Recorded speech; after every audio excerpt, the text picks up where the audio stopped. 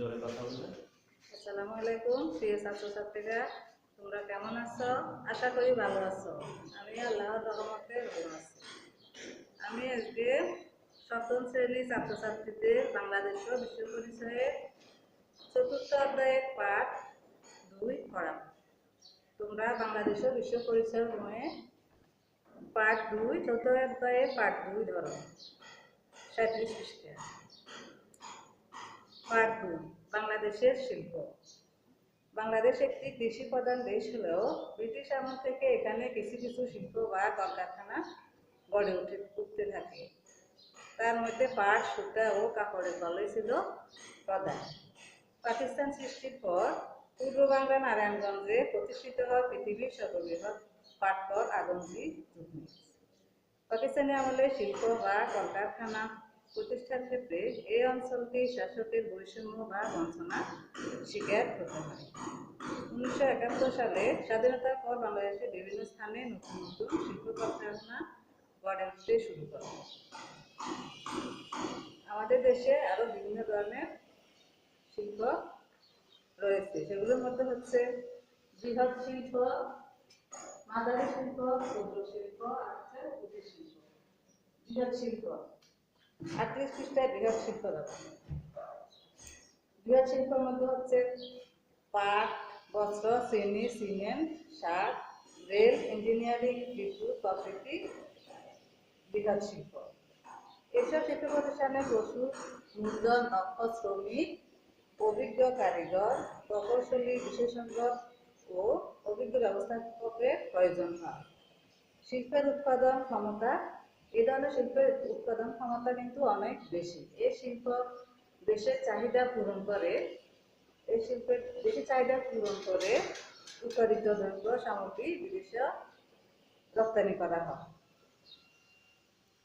জাতীয় অর্থনীতিতে এই ধরনের শিল্পের অবদান অনেক বেশি। এই শিল্প আমাদের জাতীয় অর্থনীতির মেরুদণ্ড বললেও চলে। তারপরে হচ্ছে মাঝারি শিল্প। মাঝারি শিল্প হচ্ছে যেসব শিল্প প্রতিষ্ঠানে 1.5 কোটি টাকার অধিক মূলধন থাকে সেগুলোকে সাধারণত মাঝারি শিল্প বলে গণ্য করা হয়। যেমন হালকা engineering, civil, ceramic, cold storage বা হিমাগার প্রভৃতি। দেশের চাহিদা পূরণ ও অনেক লোকের কর্মসংস্থানের মাধ্যমে এই ধরনের শিল্প জাতীয় অর্থনীতিতে গুরুত্বপূর্ণ ভূমিকা পালন করে।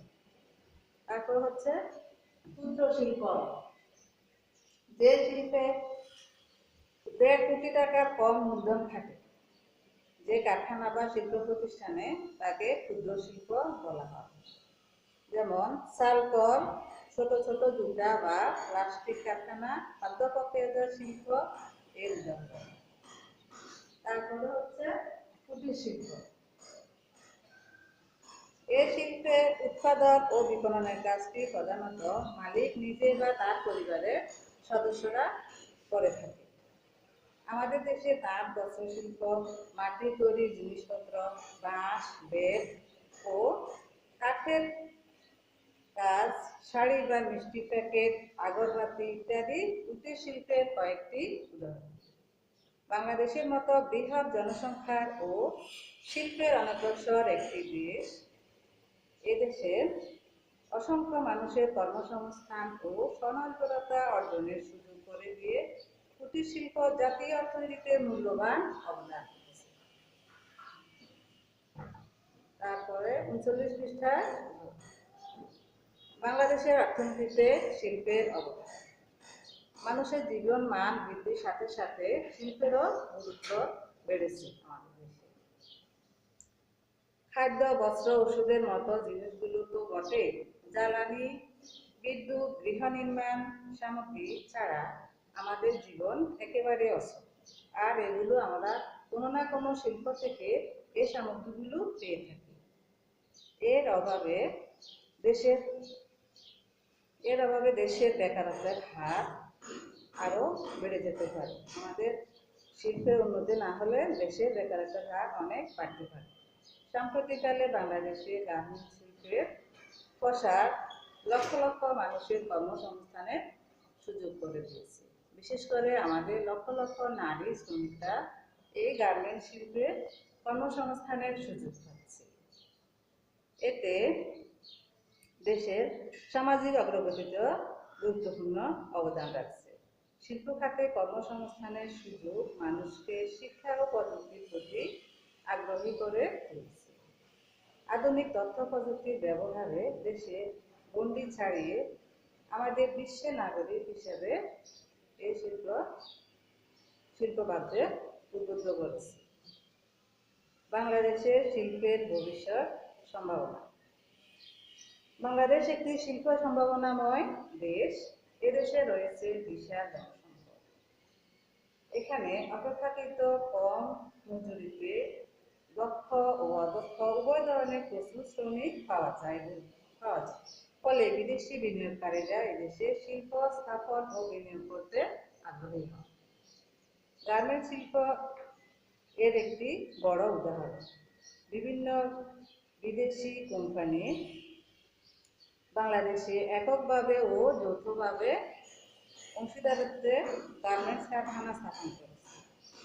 এদেশে তৈরি পোশাক আর বিশ্বের বাজারে সমাদৃত।